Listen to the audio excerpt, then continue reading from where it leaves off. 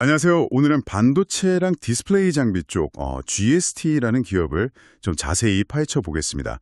스크러버, 칠러, 이게 이제 주력인데 액침 냉각 같은 요즘 뜨거운 기술까지 보고 있더라고요. 투자 관점에서 뭘 봐야 할지 한번 살펴보죠. 네, GST가 2001년에 세워져서 2006년에 코스닥 상장을 했죠. 주력 사업은 역시 그 반도체 공정에서 나오는 유해가스 잡는 스크러버, 그리고 온도 정밀하게 맞추는 칠러, 이 두 가지입니다. 뭐랄까, 기존 사업도 탄탄하고 또 미래 먹거리도 준비하는 그런 기업이죠. 그럼 일단 그 주력 제품 스크러버부터 좀 알아볼까요? 이게 왜 중요하고 GST는 뭐가 다른가요? 스크러버요. 이게 반도체 라인에서는 없어서는 안 될 그 유해가스 정화 장비예요.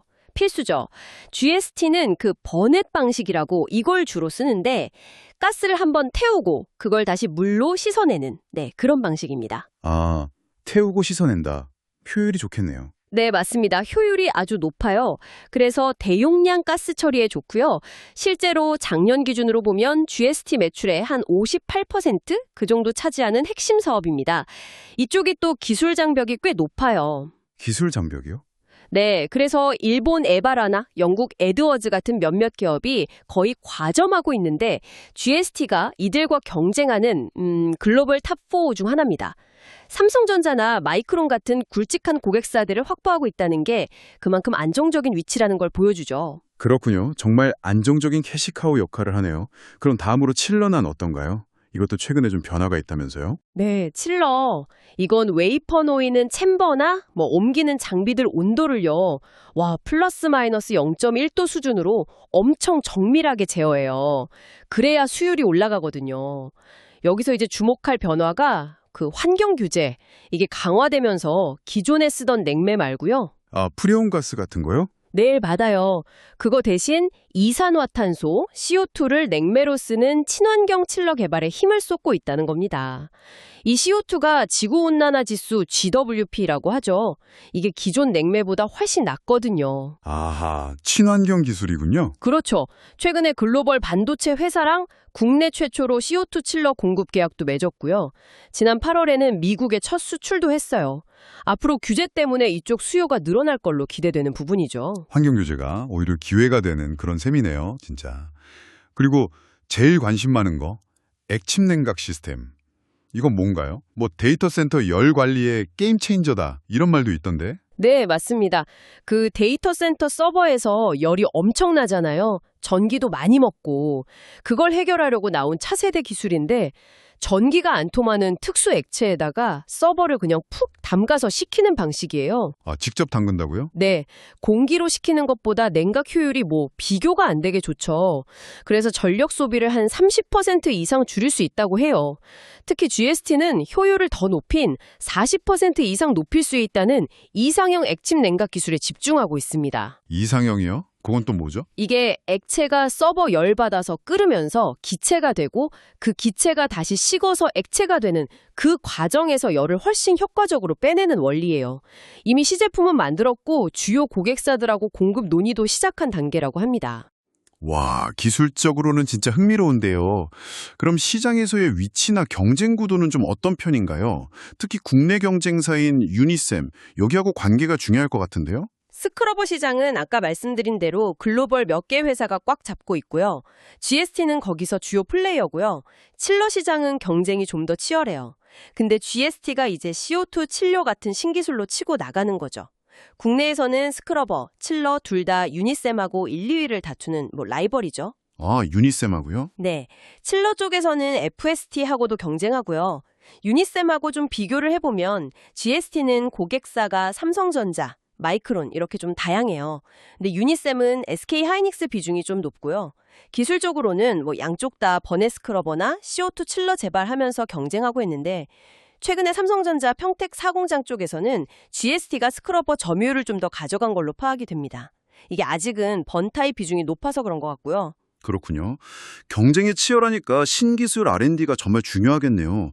그 액침 냉각이랑 CO2 칠러 말고 또 다른 준비는 없나요? 네, 있습니다. 영하 70도 이하 엄청 낮은 온도를 만드는 초저온 칠러 개발도 하고 있어요. 이건 이제 차세대 반도체 미세 공정 중에 극저온 식각이라는 게 있거든요. 거기에 대응하는 기술입니다. 또 분해가 잘 안 되는 PFC 가스라고 있는데 이걸 처리하는 데 특화된 플라즈마 스크러버 연구도 하고 있고요. 2025년까지 연구개발 투자율 목표를 10%로 잡을 정도로 기술 개발에 아주 적극적입니다. 미래 기술 투자는 활발한데 그럼 최근 실적은 좀 어떤가요? 재무 상태는 괜찮은 편인가요? 올해 상반기 연이사라 기준으로 보면요. 매출은 1,741억 원, 작년 같은 기간보다 한 3.9% 정도 늘었고요.